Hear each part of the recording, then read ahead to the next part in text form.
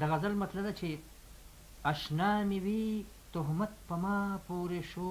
حقه خدا ده چې په ما پورې شو، او د رنځ علاج په طبیبانو نشو، پاتې امید مې یو پتا پورې شو، بیا پتنګان در نه چاپېر شول ګلې، محفل د ګرم تر سبا پورې شو،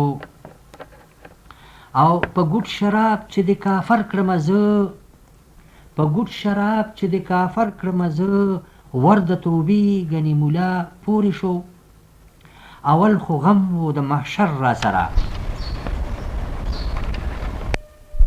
او تا د غصې نه تندې ګونجې کړلو، تا د غصې نه تندې ګونجې کړلو،